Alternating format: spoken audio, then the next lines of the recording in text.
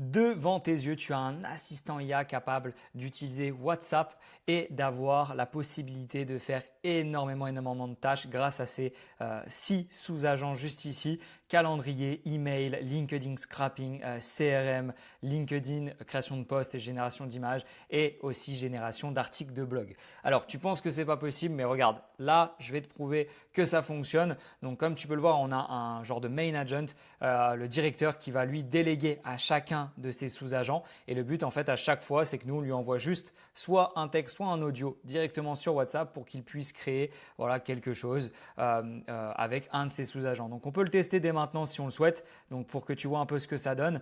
Donc, sur WhatsApp, j'arrive ici. Qu'est-ce que je vais faire? Moi, je vais faire simplement un vocal.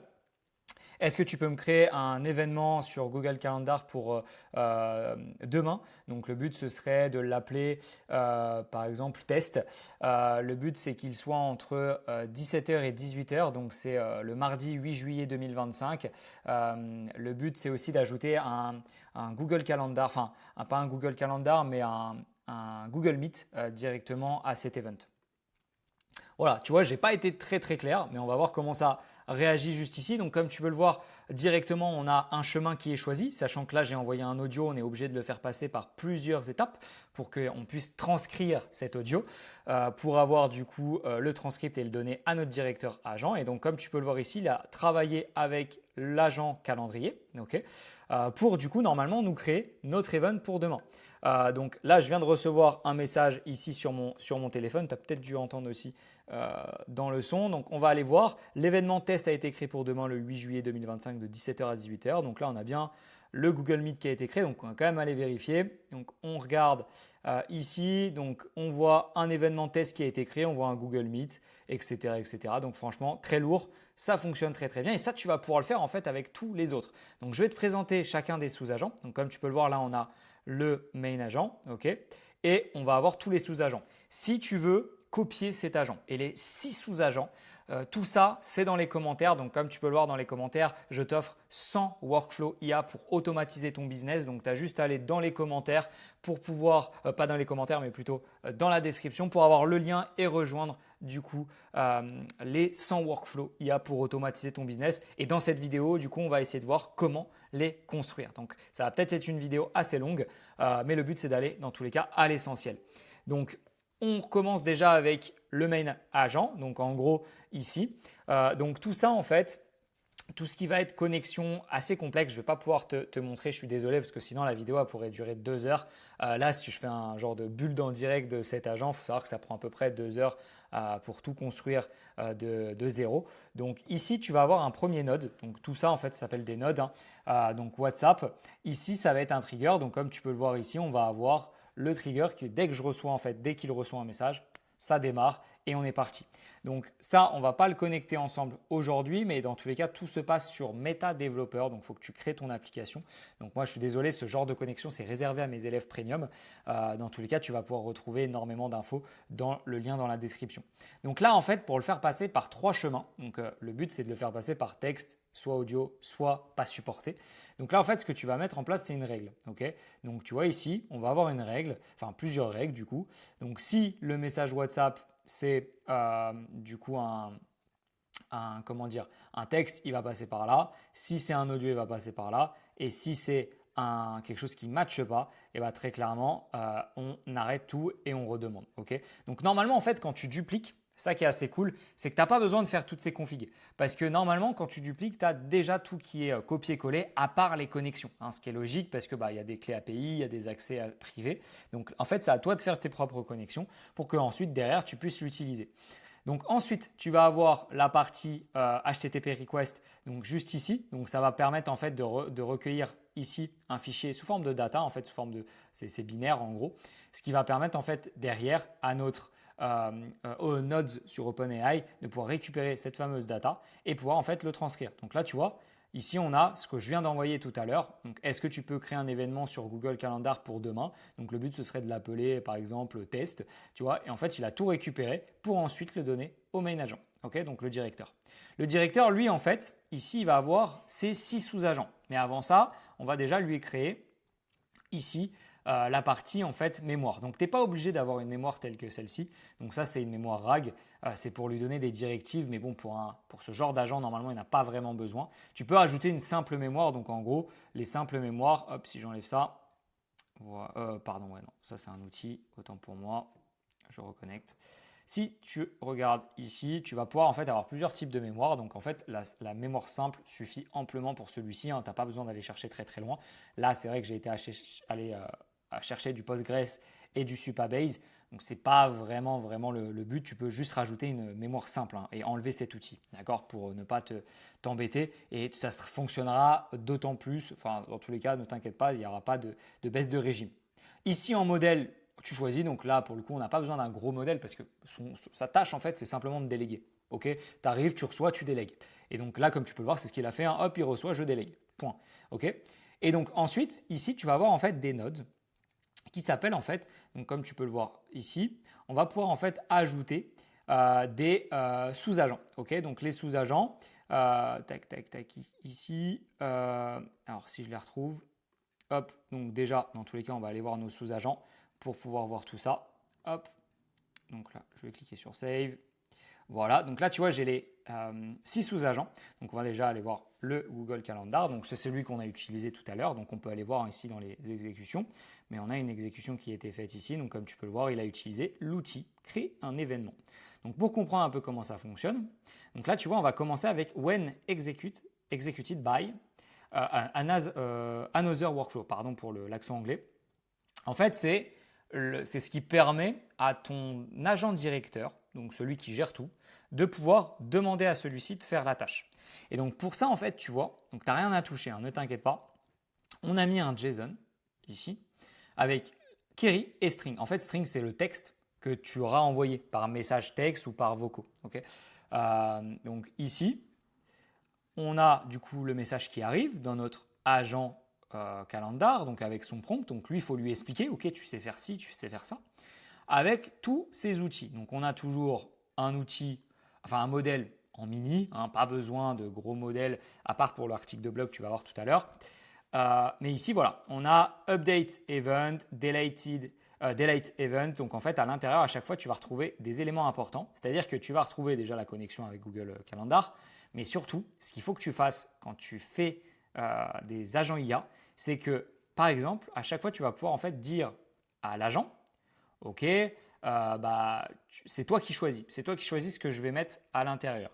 Et donc, à cet endroit-là, ce qu'on va pouvoir retrouver, c'est une description. Donc, en fait, à chaque fois, tu dis, ok, là, il faut que tu mettes le début et la fin de l'event calendar. Et en fait, il faut bien lui expliquer aussi, ça, c'est la date et l'heure de fin. Voilà.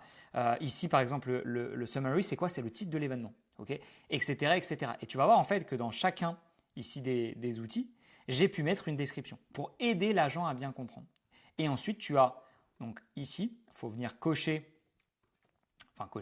plutôt cliquer sur Continue using error output. Donc là, en fait, il va nous faire deux sorties, succès ou erreur. Okay, donc si c'est une erreur, comme ça renvoie à notre agent directeur que voilà, c'était une erreur, ou le succès pour lui dire bah, c'est bon, ça a été créé, super.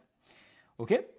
Ensuite, on va avoir un des plus compliqués. Donc là, entre guillemets, parce que ça reste une succession de LLM qui viennent créer du coup, une partie du blog. Donc là, on retrouve toujours notre petit execute workflow avec un Google Calendar, enfin pas un Google Calendar, mais un Excel, pardon. Et en fait, tu vois ici, on va venir créer tout notre article de blog. Okay, donc avec plein de LLM, donc par exemple pour générer le plan de l'article, pour générer l'article en deux parties, ici pour le générer en HTML, insérer des liens, le slug, le titre, la métadescription, l'image, et ensuite venir le publier automatiquement sur, du coup moi personnellement j'utilise Webflow, donc comme tu peux le voir ici, si on va voir là, voilà, ça c'est mon site web, donc le site web de l'agence. Et donc tu as une partie blog ici. Et en fait, tu vois, tous ces blogs-là, ils ont été publiés en automatique. J'ai juste envoyé un message, j'ai juste dit, bah voilà, j'aimerais écrire un article de blog sur ça. Et bah tu vois, par exemple, il m'a écrit un article de blog sur les influenceurs IA. Donc voilà, tu as tout l'article de blog sur les influenceurs IA. Et ça booste en fait mon CIO. Okay, donc ici, tu vas avoir une succession du coup de LLM. Donc normalement, tu n'as rien à toucher, à part bien sûr la connexion avec OpenAI. Okay, la seule chose qui est assez compliquée, c'est du coup Perplexity. Donc Perplexity, en fait, comme tu peux le voir, on va avoir une connexion en header ici. Donc la connexion, elle se fait avec ici autorisation et ici tu vas mettre Bearer et ta clé API juste ici. Après ça, donc, tu vas pouvoir te connecter à Perplexity. Et là, normalement, tu as un JSON qui est automatiquement dupliqué. Donc, si tu as bien dupliqué les workflows qui sont dans la description. Et en fait, à partir de ce moment-là, tu es connecté à Perplexity. En fait, tu vas permettre à ton workflow de faire des recherches. Et là, c'est puissant. Donc après, tu vois, tu vas avoir des agents qui vont du coup gérer la partie 1, la partie 2. Donc là, tu vois, on va utiliser des modèles un peu plus lourds pour avoir du coup de bons résultats parce que tu ne peux pas utiliser le mini pour écrire la moitié d'un article de blog. Tu vois, c'est pas impossible. Ensuite, on va avoir la génération HTML, etc., etc. Et ensuite, on va pouvoir retrouver du coup un nouveau cas un peu complexe. Ça va être la génération d'images. Donc ça, pareil, c'est réservé à mes élèves premium. Mais comme tu peux le voir, on a une connexion qui se fait ici. Donc tu dois mettre autorisation, Bearer et ta clé API ici. Et il faut bien que tu vérifies ton organisation sur OpenAI. Okay, c'est important pour que tu puisses générer des images en automatique ici. Après ici, tu touches à rien à part faire ta connexion avec Google Drive. Donc là, sur Google Drive, tu vas en fait upload chaque image. Donc tu peux te créer un dossier sur Google Drive où tu reçois toutes les images de ton article de blog. Et ensuite, ici, on va avoir l'agent qui va publier directement sur Webflow. Donc toi, tu n'es pas obligé en fait de faire sur Webflow. Okay, tu n'es pas obligé de publier en automatique. Tu peux par exemple te le mettre sur un Google Sheet. Okay, sur le Google Sheet, paf, tu as ton article et après tu fais un copier-coller. Voilà, après tu en fais ce que tu veux, quoi. Là, c'est vraiment pour pousser le truc à fond. Et comme tu peux le voir, en fait, en automatique, je vais pouvoir publier mes articles de blog. Ensuite, on va avoir le LinkedIn Scrapper. Donc lui, très puissant. J'ai juste envoyé un lien LinkedIn, un lien de profil LinkedIn et il va m'envoyer toutes les infos de la personne directement. Donc là, franchement, ça, c'est le meilleur pour moi parce que je vais pouvoir avoir toutes les infos directement du profil. Et tout ça grâce à un call API avec Apify. Donc franchement, rien de plus simple. Sur Apify, tu vas pouvoir vraiment tout retrouver. Donc ça, c'est vraiment super puissant. OK. Ensuite, on va avoir l'agent CRM. Donc lui, ce n'est pas obligatoire parce que si tu utilises par exemple un CRM sur HubSpot ou tu es sur Notion, bah, lui, il ne va pas vraiment te servir. Tu peux le retirer si tu veux. Mais si tu as un CRM sur Airtable, bah, voilà, tu vas pouvoir créer des sous-agents de cette manière-là. Donc pareil, tu peux le dupliquer si tu veux la même chose. Ou en fait, ici, tu vas pouvoir créer des contacts. Et tu vois, à chaque fois, on va pouvoir retrouver donc, bien sûr la connexion avec Airtable, la base et la table. Mais surtout, à chaque fois, je lui dis, c'est toi qui choisis, okay, c'est toi qui mets le nom, c'est toi qui mets l'email, c'est toi qui mets le numéro de téléphone. Mais attention, il faut bien lui dire, ça c'est un email adresse, ça c'est un phone number, ça c'est le nom du prospect, etc. etc. Okay, donc c'est important en fait à chaque fois de venir, donc ça c'est un conseil pour les agents IA, de venir à chaque fois lui dire qu'est-ce que c'est. Ensuite, on va avoir le LinkedIn Post. Donc en gros ici, on va avoir l'agent qui va créer un post LinkedIn et ensuite générer ici une image en automatique. Donc c'est le même que le blog agent. Okay, donc c'est la même connexion ici, on a la même chose. Ok. Par contre, voilà, c'est un prompt un peu différent. Et on va avoir surtout le plus important, c'est le post LinkedIn en automatique. Donc là, vous voyez, en fait, je peux très clairement envoyer mes posts LinkedIn en automatique. Donc le but par contre, c'est d'avoir un human in the loop. Donc ça, en fait, le human in the loop, tu peux le retrouver juste ici. C'est quoi en fait? C'est à un moment, ton agent il va te dire ok, est-ce que tu confirmes que là je vais poster un post LinkedIn et il va m'envoyer du coup le post en entier avec l'image. Normalement, je crois que j'ai l'image.